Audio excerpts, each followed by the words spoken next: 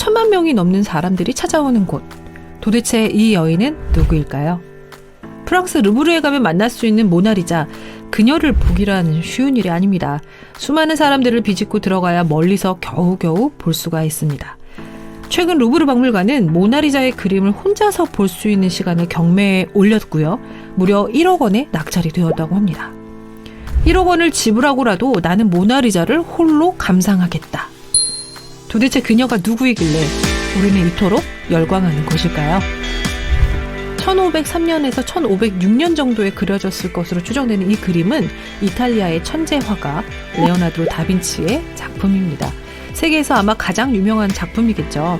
모나리자의 뜻은, 모나는 이태리어 몬나, 그리고 결혼한 여자의 이름 앞에 붙이는 이태리 경칭입니다. 그리고 리자가 바로 이 여인의 이름인데요. 해석하면 모나리자는 리자 부인이라는 뜻이겠네요. 모나리자의 모델이 누구인지는 아무도 모릅니다. 레오나르도 다빈치는 모나리자의 초상화를 죽을 때까지 가지고 있었다고 합니다. 도대체 이 여인은 누구이길래 레오나르도는 이토록 애착을 가졌을까요? 명확하게 밝혀진 것은 아무것도 없습니다. 아직도 많은 의문과 비밀을 간직한 모나리자에 대한 소문을 따라가 보도록 하겠습니다. 첫 번째 가설, 의뢰받은 초상화이다. 당시 피렌체의 엄청난 재력가인 조콘도라는 사람이 의뢰한 조콘도 부인의 초상화일 것이다 라는 가설입니다. 1500년도에 이 레오나르도의 기록 중에 조콘도 부인의 초상화를 제작 중에 있다라는 발언을 들은 사람이 있었고 그 기록을 통해서 추정한 가설인데요. 하지만 조콘도 부인과 그 레오나르도는 단 한 번도 만난 일이 없었다고 합니다. 또한 조콘도도 다빈치가 그린 초상화를 한 번도 본 적이 없었다고 하네요. 더욱 이상한 것은 이 레오나르도 다빈치가 이 그림을 단순히 초상화로 생각하지 않았다는 점입니다. 죽을 때까지 소장했고 어느 곳을 가든지 이 그림을 가지고 다녔다고 합니다. 나폴리 왕의 손녀 이사벨라이다.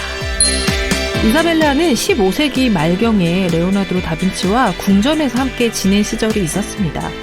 얼마 전 스위스 비밀금고에서 500년 만에 발견된 이사벨라의 초상이 모나리자와 굉장히 닮아 있어서 이런 가설이 나오게 되었습니다. 닮았나요? 세 번째, 모나리자는 사실 레오나르도 다빈치 자신이다 라는 설입니다.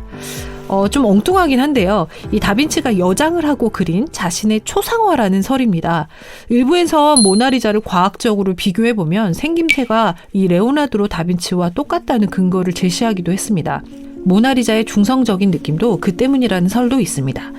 이 레오나르도 다빈치와 모나리자의 골격 구조가 묘하게 닮아 있습니다. 여러분은 어떻게 보이시나요?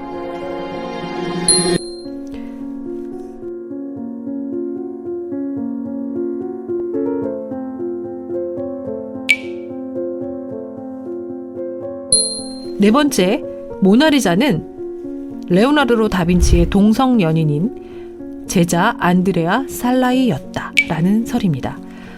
이 그림은 1516년 레오나르도 다빈치가 완성한 세례 요한이라는 그림입니다. 예수의 탄생을 예언한 요한을 그린 작품으로 이 작품의 실제 모델이 된 남성이 바로 레오나르도 다빈치의 동성 연인으로 추정되는 살라이라는 사람입니다.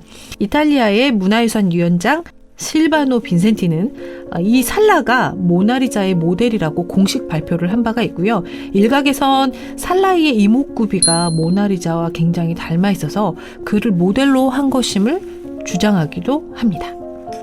모나리자와 조금 닮아 있나요?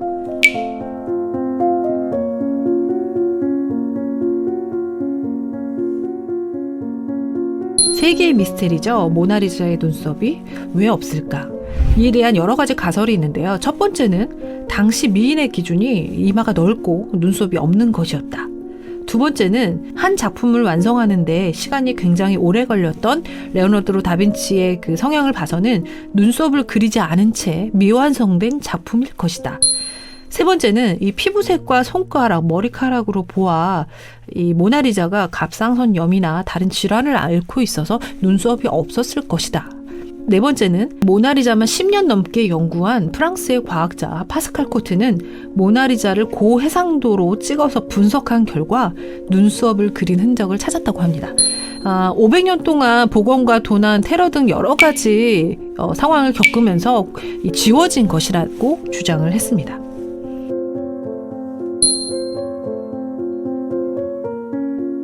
당시 여성의 초상화에 정면을 응시할 수 있었던 그림은 성모 마리아 뿐이었다고 합니다. 여성이 정면을 응시하는 이 초상화는 당시 금기시되었다고 합니다.